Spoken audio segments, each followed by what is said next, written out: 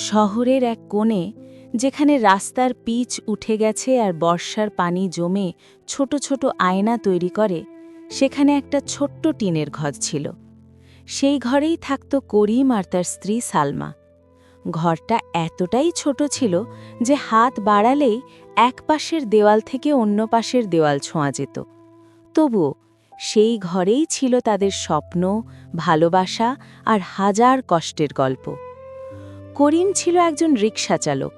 সকাল থেকে রাত পর্যন্ত শহরের ধুলো, রোদ, বৃষ্টি সব কিছুর সাথে লড়াই করে সে দিনে ৩-৪০০ টাকা আয় করত। আর সালমা মানুষের বাসায় বাসায় গিয়ে কাজ করত। কখনো থালা বাসন ধোয়া, কখনো মেঝে পরিষ্কার করা, কখনো কাপড় কাচা। কিন্তু তাদের সবচেয়ে বড় কষ্ট ছিল দারিদ্র্য নয়, সমাজের তাচ্ছিল্য। প্রতিদিন যখন করিম রিকশা নিয়ে বেরোত, অনেক যাত্রী তাকে তুচ্ছ চোখে দেখত। কেউ কেউ বলতো, এই যে রিকশাওয়ালা, তাড়াতাড়ি চালাও। কেউ কখনো তার নাম জিজ্ঞেস করত না। সালমার ক্ষেত্রেও একই অবস্থা। যেসব বাড়িতে সে কাজ করত, সেখানে তাকে মানুষ নয়, যেন একটা যন্ত্র মনে করা হতো। একদিন এক বাড়ির গৃহকর্ত্রী বলল, এই সালমা, ভালো করে মুছো, তোমাদের মতো গরিবদের কাজই তো এটা। সালমা মাথা নিচু করে কাজ করেছিল, কিন্তু তার চোখের ভেতরে আগুন জ্বলছিল।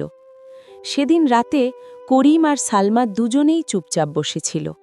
কেরোসিনের বাতির আলোয় তাদের মুখ দুটো ক্লান্ত দেখাচ্ছিল। করিম ঘিরে বলল, সালমা, আমাদের জীবন কি এমনই থাকবে? সালমা কিছুক্ষণ চুপ করে থেকে বলল, না, থাকবে না। করিম অবাক হয়ে তাকালো। কিভাবে বদলাবে? সালমা দৃঢ় গলায় বলল, আমরা বদলাব। সেই রাত থেকেই তাদের জীবনের নতুন অধ্যায় শুরু হলো। সালমা লক্ষ্য করেছিল, যেসব বাড়িতে সে কাজ করে সেখানে মানুষ প্রায়ই বাইরে থেকে খাবার অর্ডার করে। বিশেষ করে ঘরের তৈরি পিঠা, নাস্তা, এসবের চাহিদা ছিল অনেক। সালমা ছোটবেলা থেকেই খুব ভালো রান্না জানত। সে করিমকে বলল, আমি পিঠা বানাবো, তুমি বিক্রি করবে।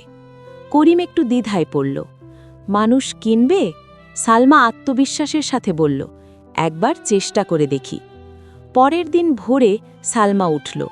চালের গুঁড়ো, নারকেল আর গুড় দিয়ে সে পাটিসাপটা আর ভাপা পিঠা বানালো।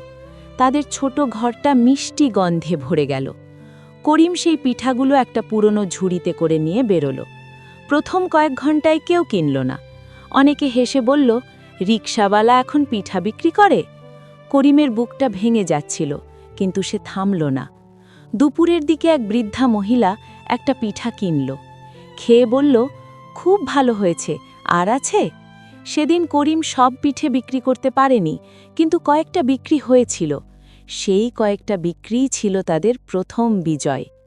পরের দিন আবার পিঠা বানানো হলো। এবার করিম একটু ভিন্ন জায়গায় গেল, একটা অফিসের সামনে। কিছু লোক কিনল, কেউ প্রশংসা করল। ধীরে ধীরে মানুষ চিনতে শুরু করল করিমের পিঠা। কিন্তু সমাজের তাচ্ছিল্য তখনও শেষ হয়নি।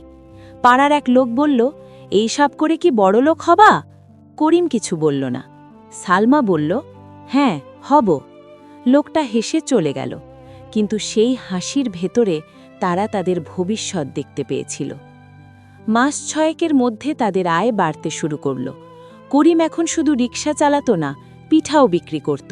আর সালমা আরও নতুন নতুন খাবার বানাতে শুরু করল, সিঙাড়া, সমুচা, পায়েস। একদিন এক অফিসের ম্যানেজার বলল, আপনারা কি আমাদের অফিসে নিয়মিত নাস্তা দিতে পারবেন? সালমা আর করিম একে অপরের দিকে তাকালো। এটা ছিল তাদের জীবনের প্রথম বড় সুযোগ। তারা রাজি হয়ে গেল। এখন প্রতিদিন সকালে তারা নির্দিষ্ট পরিমাণ খাবার সরবরাহ করত। তাদের আয় দ্বিগুণ হয়ে গেল। যারা আগে তাচ্ছিল্য করত, তারা এখন সম্মানের চোখে তাকাতে শুরু করল। একদিন সেই একই গৃহকর্ত্রী, যে সালমাকে অপমান করেছিল, বলল, সালমা, তোমার পিঠা খুব বিখ্যাত হয়েছে শুনেছি। সালমা শুধু হাসল। সে জানত, সম্মান কেউ দেয় না, অর্জন করতে হয়। 2 বছর পর তারা একটা ছোট্ট দোকান ভাড়া নিল। দোকানের নাম দিল সালমার রান্নাঘর। প্রথম দিন দোকান খুলে তারা খুব নার্ভাস ছিল, কিন্তু ধীরে ধীরে দোকানে ভিড় বাড়তে লাগল। মানুষ দূর দূর থেকে আসত। তাদের খাবারের স্বাদ, আন্তরিকতা সব কিছু মানুষকে আকর্ষণ করত। 5 বছর পর সেই ছোট দোকান একটা বড় রেস্টুরেন্টে পরিণত হল। করিম আর রিকশা চালাতো না, সালমা আর মানুষের বাসায় কাজ করত না, এখন তাদের নিজের কর্মচারী ছিল। একদিন করিম সেই রাস্তায় দাঁড়িয়েছিল যেখানে সে একসময় রিকশা চালাত।